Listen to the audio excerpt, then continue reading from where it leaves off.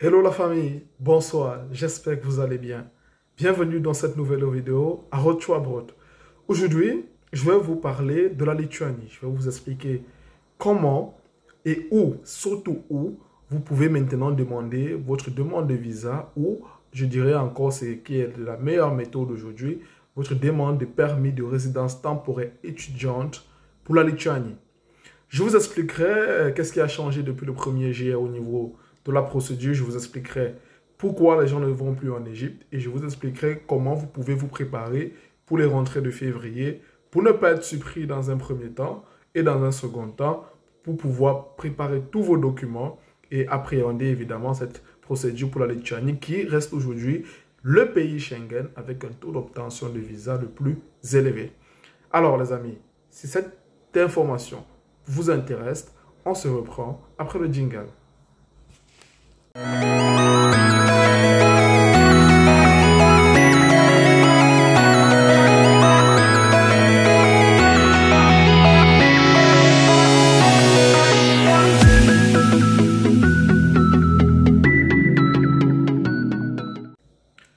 Alors, avant toute chose, je tiens toujours à vous remercier les amis. Grâce à vous, la communauté s'agrandit au quotidien. Je vous dis merci, vous qui vous abonnez massivement, vous qui commentez les vidéos, vous qui partagez aussi et vous qui likez. Je vous dis grand merci.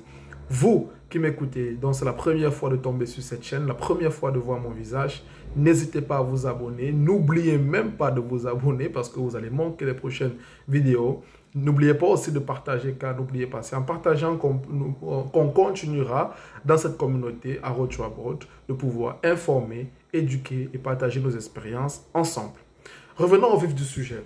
Alors, pour la plupart d'entre vous, je suppose peut-être on sont déjà au courant, depuis le 1er juillet 2023, il n'est plus possible de partir en Égypte demander un visa pour la Lituanie.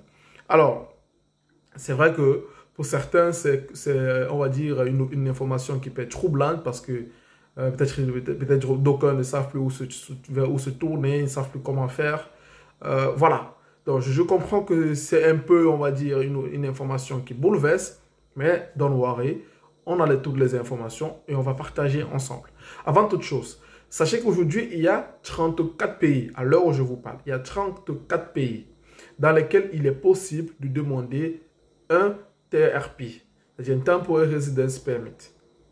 Voilà, une résidence permanente temporaire étudiante pour avoir le ID card de 2 ans qui vous permettra d'entrer en Lituanie. Je trouve que c'est bien. Je trouve que c'est bien depuis l'Afrique ou depuis, on va dire, l'extérieur, avant d'entrer en Lituanie, de pas seulement prendre un visa, mais d'avoir directement son ID card que vous allez récupérer à VFS. Je vous explique. Je vous cite les 34 pays, déjà, pour commencer. Je vous cite les 34 pays où on doit se rendre maintenant. Il n'y aura pas l'Égypte, évidemment. Je suppose que la plupart d'entre vous ont déjà cette information-là. Donnez-moi un instant que je repars dans mes mails.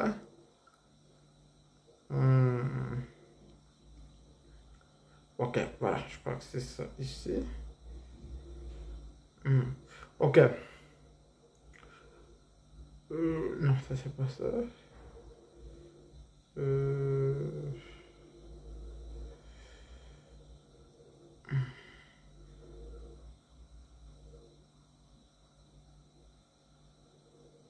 Voilà, j'ai retrouvé la liste de 34 pays dont les VFS dans ces pays sont, on va dire, ces VFS peuvent accepter les demandes de visa de résidence permanente pour la Lituanie.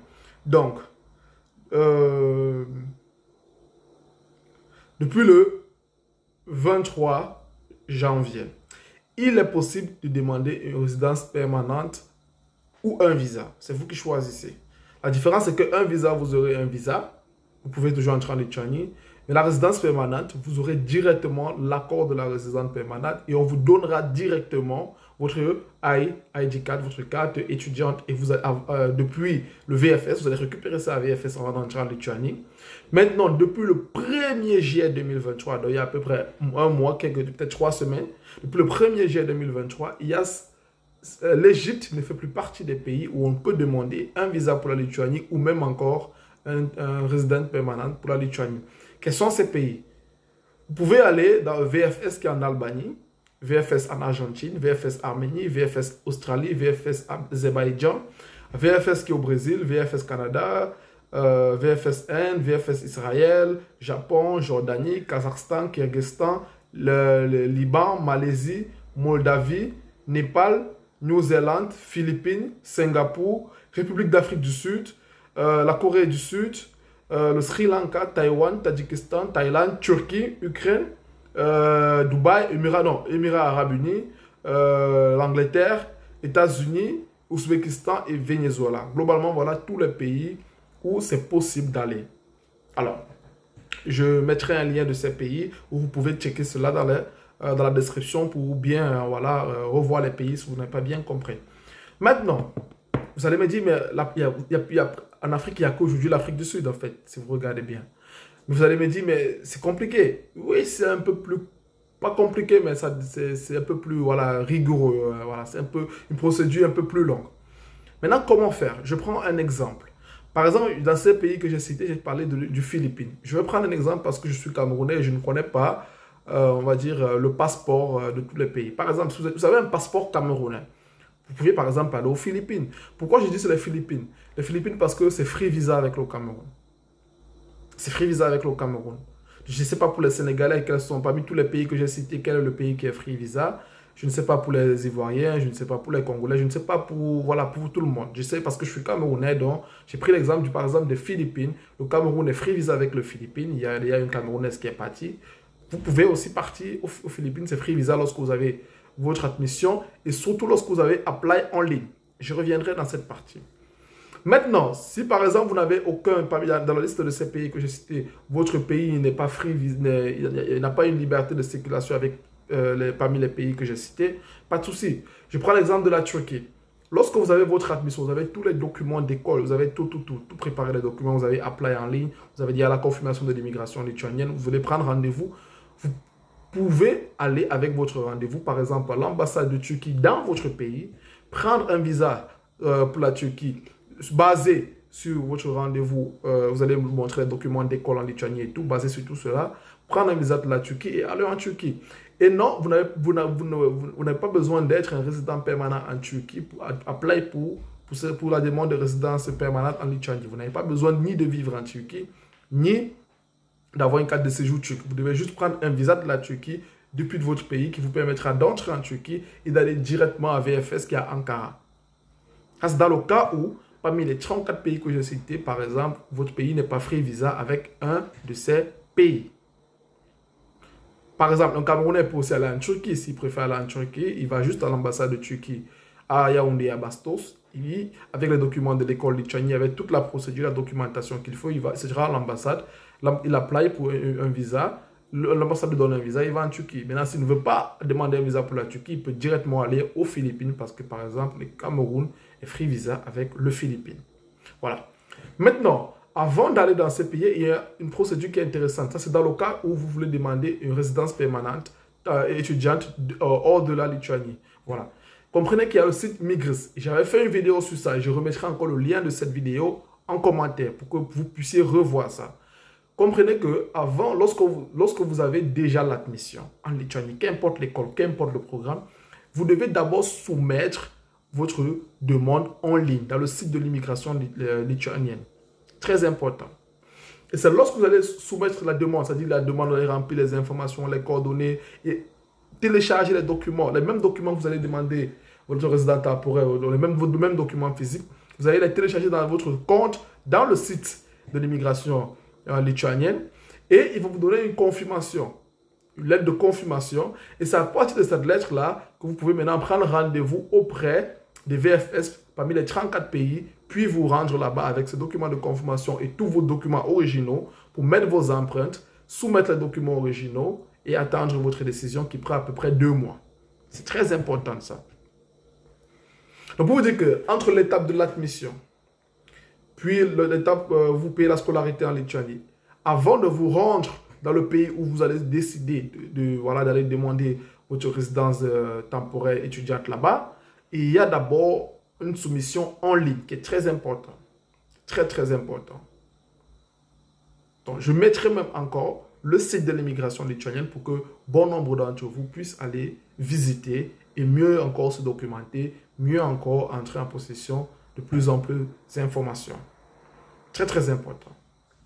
Voilà. Donc, au jour d'aujourd'hui, en Afrique, il n'y a que l'Afrique du Sud.